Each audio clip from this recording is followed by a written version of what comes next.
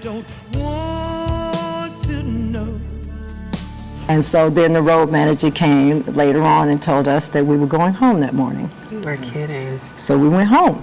The Pips and I, our group evolved after a while where I had a lot of the responsibility of the group because I evolved the lead singer where we did not start out that way. Did you know that Gladys Knight couldn't stand her bandmates, the Pips? Now we finally know why. So, as the face of the band, she had to shoulder a lot of responsibilities, despite being very young. There's been a responsibility on my shoulder for a good portion of my life. Got married early, was a mother early, was a wife early. There was just so much pressure on her to conform to the creative style brought by the members of the Pip. Being the youngest and only female member of the band, she felt like her brother and cousins were taking advantage of her. I always had to be considerate of that fact that if I don't go to work, nobody goes to work. And that's the reality. So, how bad was it? Could it be why she wanted to break away and have her own solo career so bad? Could that be why she couldn't stand the bandmates? Let's get into it.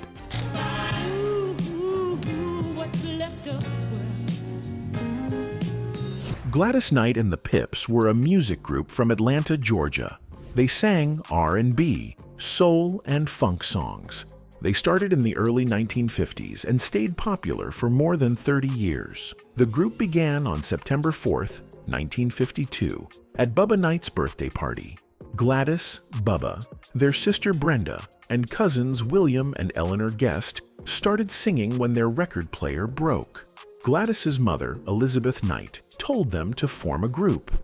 They chose the name The Pips after their cousin James Pip Woods. Well, how old were you when you started? 4. 4 years old? Oh, really? By 1955, they performed in talent shows in Atlanta. They won every contest. Because of this, they got a contract with Brunswick Records. Later on, the record company dropped the group. Brenda Knight and Eleanor Guest left to start families. They were replaced by another cousin, Edward Patton, and a friend, Langston George. Patton and George had been in another music group before. Now the group was complete again and ready to continue singing. They had no record label, so a small Atlanta company, Huntum Records, helped them. Huntum made a deal with VJ Records to release the song. At the same time, the group moved to New York and signed with Fury Records. When Fury found out the song was already popular, they had the group recorded again and released their version. Both versions of the song became hits. The VJ version reached number 6 on the Billboard charts.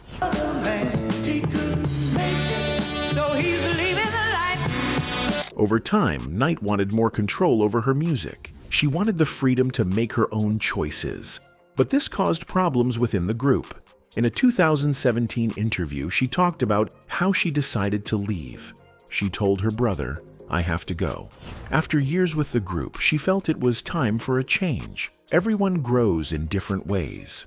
People have their own ways of doing things. She felt the entertainment world had taken them away from their original purpose.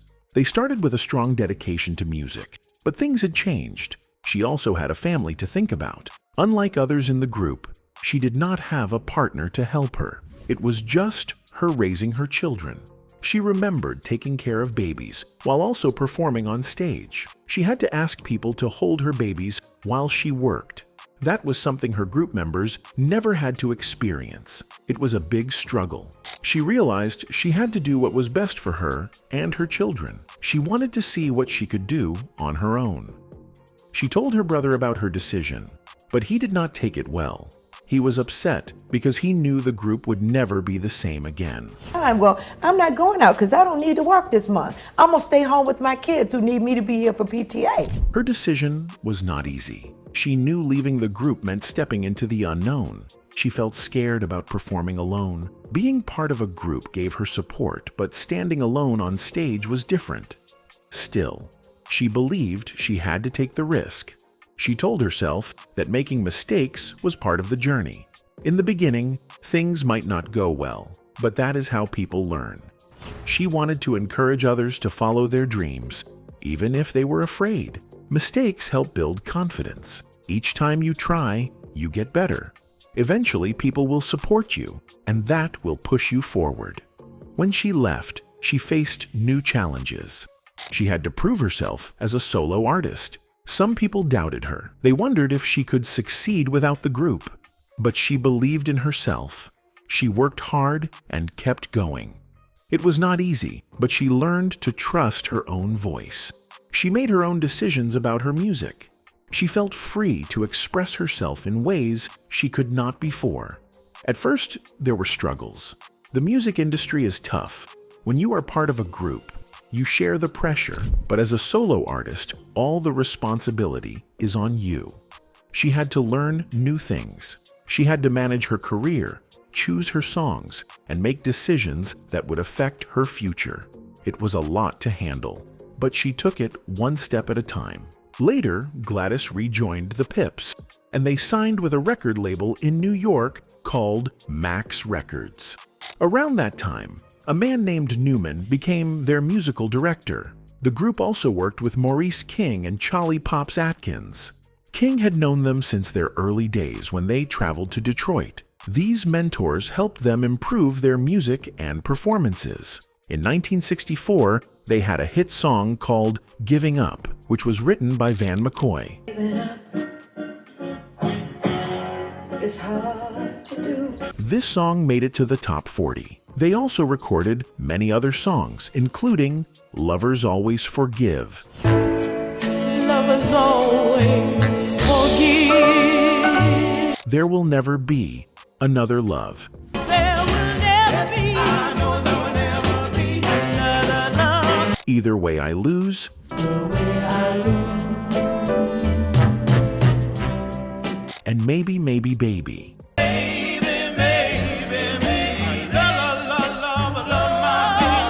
Even though they did not always have big hits, they became famous for their live performances. People loved their high-energy shows. They had smooth dance moves and perfect timing on stage. Choreographer Charlie Atkins created fast dance routines that became their signature style. He helped them stand out from other groups. Atkins felt very close to the Pips and Gladys. He even wrote in his book that he saw them as his own children. When he later worked for Motown Records, he made sure he could still work with Gladys Knight and the Pips. He refused to give that up, even when Motown's boss, Berry Gordy, did not like the idea. Atkins stayed loyal to the group because of their strong bond. By the end of 1965, Berry Gordy wanted to sign Gladys Knight and the Pips to his Motown label. At first, Knight did not want to sign with Motown. She was afraid that the label would focus more on other famous artists and ignore them. But the Pips voted to sign, and she was outvoted. In 1966, they officially joined Motown under the Soul Records label. This label focused more on R&B music rather than pop. Their first Motown song, Just Walk in My Shoes, became a hit in the UK. Just walk in my shoes. However, the group was unhappy because Motown replaced their background singing with another group, the Andantes.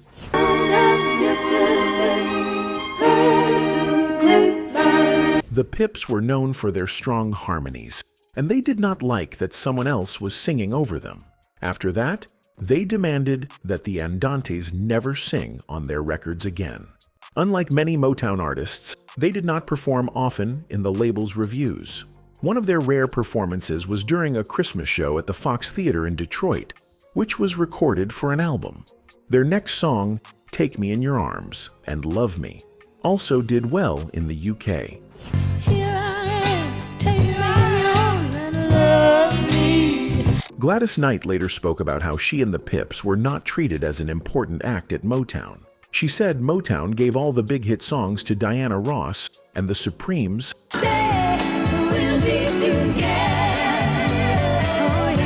The Temptations,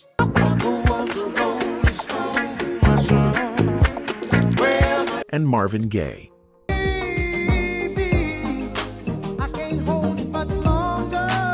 They were left with songs that were not as strong. In her book, she also wrote that Diana Ross had them removed from the Supremes tour in 1968 because they performed too well. It all started when Diana Ross, known for her strong personality, reportedly treated Gladys Knight poorly. Gladys Knight and the Pips were chosen to be the opening act for Diana Ross and the Supremes on tour. This was a big moment for Gladys and her group. They were excited because it meant performing in front of large crowds and gaining new fans. At the time, Diana Ross and the Supremes were already famous, so opening for them was a huge opportunity.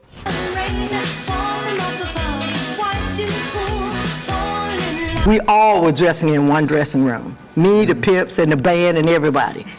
And they had dressing rooms lined up for her and the Supremes, right? So we didn't care about that. We're not drama like that. Every night, Gladys and her group gave their best performance. Gladys had a powerful voice that touched people's hearts. The crowd loved her energy and soul.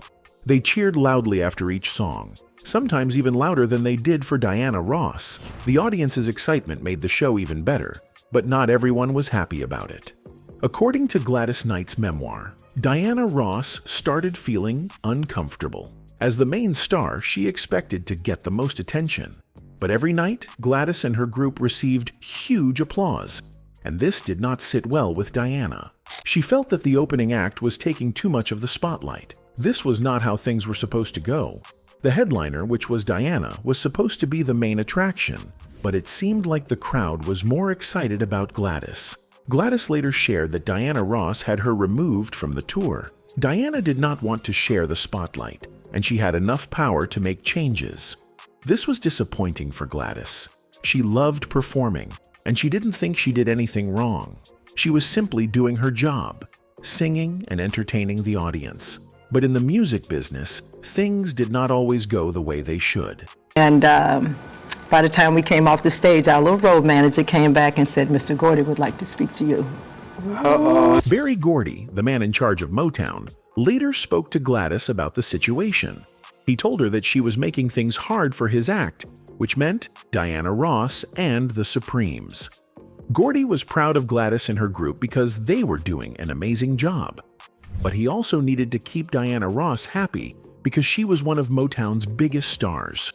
It was a difficult situation for him. He had to choose between two great artists, and in the end, he sided with Diana. Gladys remembered the phone call from Berry Gordy. He told her that he heard she was spoiling his act. Gladys was surprised. I said, "Really?" He said, "Well, I see you out there upsetting my act." I said, "What?" He said, "Well, you're giving me a little hard time, right?" I said, "Not that I know of." What did that mean? That meant that we were supposed to be doing as well as we were doing. She explained that she and her group were just performing as they always did. They weren't trying to outshine anyone. But the decision had already been made. Berry Gordy told them to come home the next day. Just like that, their time on the tour was over.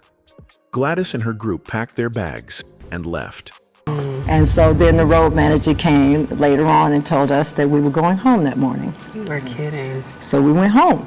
Years later, people asked Gladys if Diana Ross had been mean to her. Gladys did not want to say too much, but she admitted that Diana was not happy with her. She chose her words carefully, saying, "I know that she wasn't the happiest with me."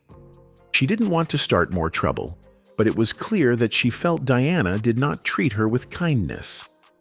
Over time, people have described Diana Ross as a diva. Some believe she was just a strong woman who wanted to be the best. Others think she could be difficult and even rude. Whatever the truth was, Gladys did not like the way she was treated. She decided to keep her distance from Diana for many years.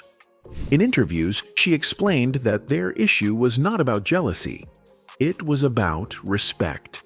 She felt that Diana did not treat her the way she should have. The tension between them lasted for a long time. They rarely spoke to each other, and fans noticed that they were not close. However, as time passed, things changed. They both got older, and their feelings softened. They realized that life was too short to hold grudges. Eventually, they let go of their past problems. They made peace and moved forward. Today, they are on better terms. While they may never be best friends, they have chosen to focus on respect instead of old arguments. It is nice to see two legendary singers put their differences aside and appreciate each other's talent. After all, they both played important roles in music history, and that is what truly matters. As things did not work out, they left Motown and signed with Buddha Records. Their last big hit at Motown, Neither One of Us, became their best-selling song with the label. It reached number 2 on the Billboard Hot 100 and won a Grammy for Best Pop Performance by a duo or group with vocals.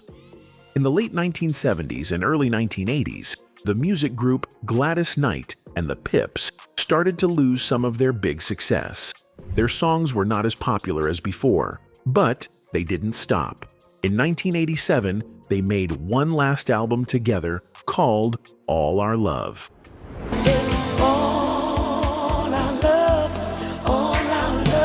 A year later, in 1988, they went on a farewell tour to say goodbye to their fans.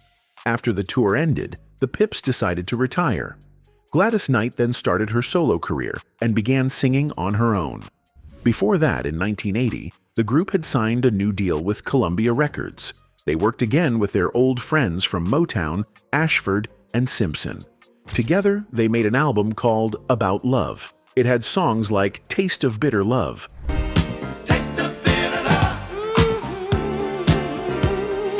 Bourgie Bourgie,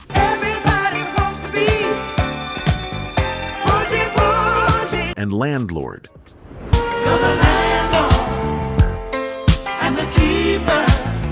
These songs made it to the music charts.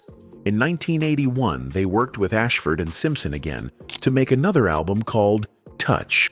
That album had songs like I Will Fight,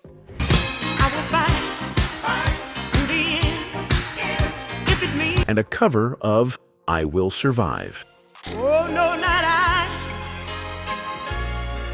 I will survive. In the same year, they helped famous singer Kenny Rogers by singing background vocals on his song Share Your Love With Me. If you don't share your love with me. After the group broke up in a friendly way in 1989, two members, Edward Patton and William Guest, started a company in Detroit. At first, it was called Guest and Patton Productions. Later, they changed the name to The Crew Entertainment Company. Edward Patton got very sick from diabetes. His health got worse, and he had to use a wheelchair. Sadly, he died in 2005 from problems related to his illness. William Guest kept running the company with help from Patton's family. Guest died in 2015 from heart problems. 2 years before he died, he wrote a book about his life. He wrote it with his sister. The book was called Midnight Train from Georgia, A Pip's Journey.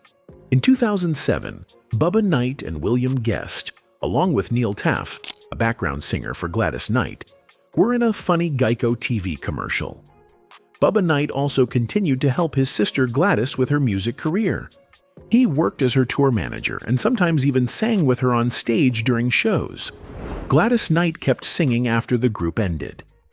In 1989, she sang the theme song for the James Bond movie, License to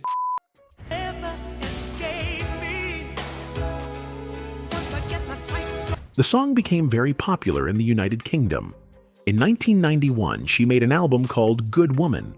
One of the songs, Men, became a big R&B hit. She also sang a duet called Superwoman with Dionne Warwick and Patti LaBelle. That duet got a Grammy nomination.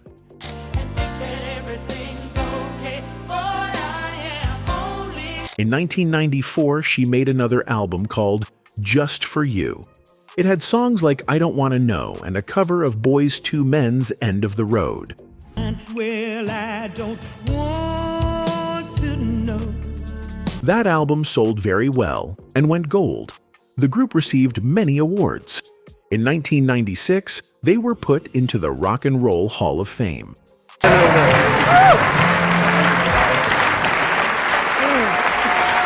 In 1998, they received a Lifetime Achievement Award.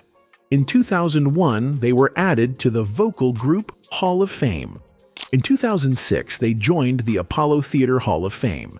In 2017, They were added to the Rhythm and Blues Hall of Fame. When it comes to her personal life, one of her biggest struggles was with a gambling addiction that lasted over 10 years. And when I got involved in my gambling, even though I wasn't hiding it, the casino is a very public thing, but when I talked about that, that seemed to be something that people couldn't relate to as far as being a part of my life. Gladys, who grew up in Atlanta, was familiar with the city's lively nightlife and gambling culture. Later, she moved to Detroit, where her music career took off as earlier mentioned, and Detroit also had a big casino scene. It was there that a fellow musician introduced her to blackjack, and she quickly became hooked on the game. What started as a fun activity soon turned into a serious problem. What a lot of people don't know about Gladys Knight is that she's a card player. She's a good one. She can play poker with the boys.